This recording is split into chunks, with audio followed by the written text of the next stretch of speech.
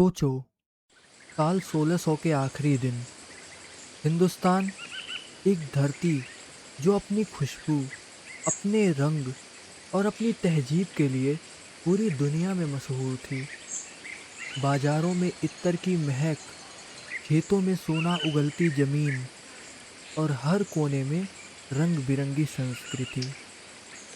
लेकिन समंदर के पार एक और ही कहानी लिखी जा रही थी।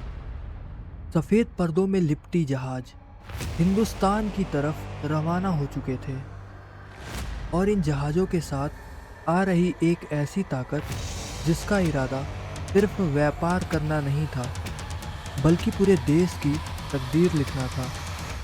और यहीं लिखा गया पार्टीशन का पहला बीज, क्योंकि जिस दिन ब्रिटिश ईस्ट इंडिया कंपनी ने अपना पहला कदम इस मिट्टी पर रखा, उस दिन से हिंदुस्तान की आज़ादी की राह और उस राह का सबसे खूनी मोड़, पार्टीशन, शुरू हो चुका था।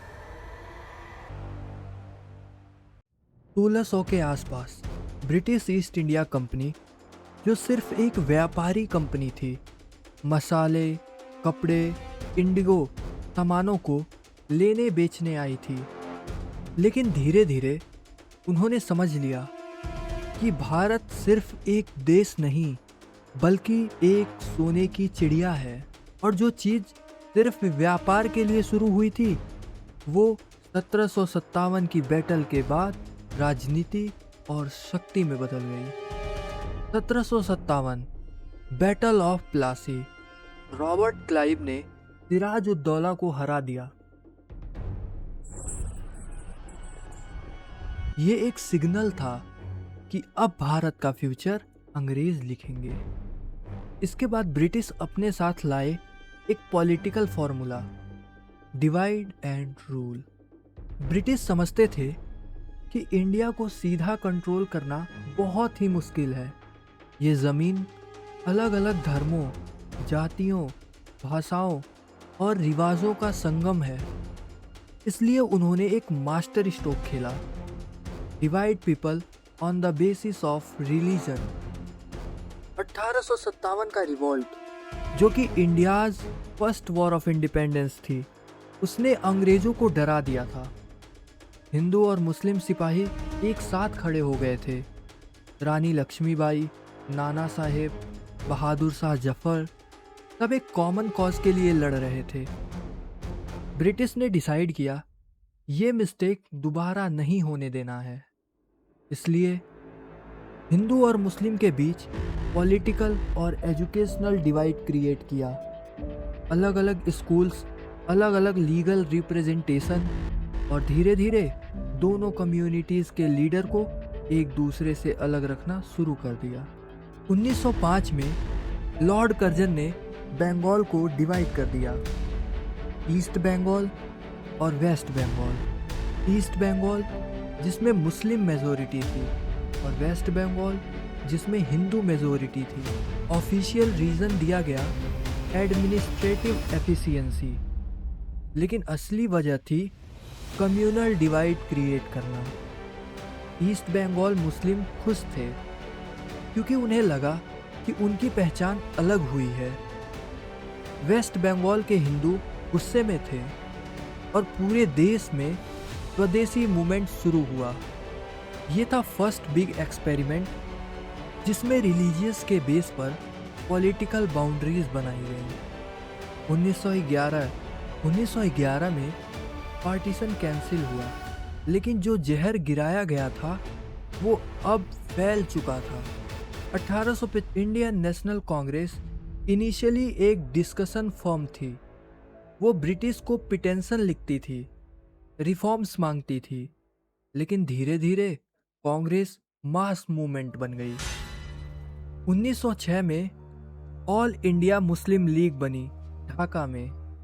इनिशियली उसका एजेंडा था मुस्लिम्स के लिए पॉलिटिकल राइट्स इंश्योर करना। और इंटरेस्टिंग फैक्ट, मुस्लिम लीग के शुरू के लीडर्स भी कांग्रेस के साथ थे। 1916 में कांग्रेस और मुस्लिम लीग ने लखनऊ पैक्ट साइन किया। ये एक गोल्डन मोमेंट था जब दोनों कम्युनिटीज एक प्लेटफॉर्म पर आए। गांधी भी कहते थे, हिंदू और मुस्लिम एक दो आंखों की तरह हैं, दोनों के बिना भारत अधूरा है। लेकिन ये एकता ज़्यादा टाइम तक टिक नहीं पाई। 1919 में एक नया मुद्दा आया, खिलाफत मूवमेंट। तुर्की के ऑटोमन खलीफा का पोजीशन वीक होने लगा था। वर्ल्ड वॉर फर्स्ट के बाद इंडियन मुस्लिम ने डिमांड किया कि खलीफा की अथॉरिटी बची रहे। गांधी जी ने सोचा, अगर मैं खिलाफत को सपोर्ट करूं, तो हिंदू मुस्लिम की यूनिटी और स्ट्रांग होगी। उन्होंने नॉन कोऑपरेशन मूवमेंट को खिलाफत मूवमेंट के साथ मर्ज कर दिया। शुरू में यूनिटी बनी, लेकिन जैसे ही खिलाफत कोलैप्स हुआ, मुस्लिम्स में कांग्रेस के प्रति डिसअपॉइंटमेंट आ गई। ये एक और सीध थी।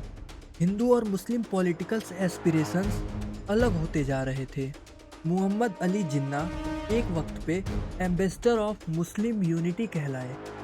उन्होंने 1916 के लखनऊ पैक्ट में बड़ा रोल प्ले किया, लेकिन 1930 के आसपास उनका नज़रिया बदल गया। 1937 के इलेक्शन में मुस्लिम लीग को सिर्फ 4.4% वोट मिले। कांग्रेस ने मेजॉरिटी जीत ली और मुस्लिम लीग को इग्नोर कर दिया।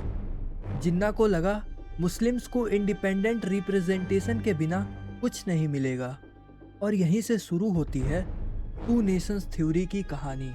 1930 में ब्रिटिश एक और मास्टर स्ट्रोक खेलते हैं, सेपरेट इलेक्टोरेट्स। इसका मतलब हिंदू के अलग वोटर्स, मुस्लिम के अलग, सिख के अलग। इसने एक फॉर्मल डिवाइड बना दिया। और फिर 1940 में लाहौर में मुस्लिम लीग ने पास किया Pakistan resolution, demand for separate nation. 1940 के आते ही वर्ल्ड वॉर 2 शुरू हो गया। ब्रिटिश ने बिना इंडियंस के कुछ पूछे उन्हें वॉर में जोड़ दिया। इससे कांग्रेस गुस्से में आई और क्विट इंडिया मूवमेंट 1942 में शुरू हुआ। लेकिन मुस्लिम लीग ने अलग स्टैंड लिया। उन्होंने ब्रिटिश को सपोर्ट किया ताकि उनका डिमांड फॉर पाकिस्तान स्ट्रॉन्ग बना हो।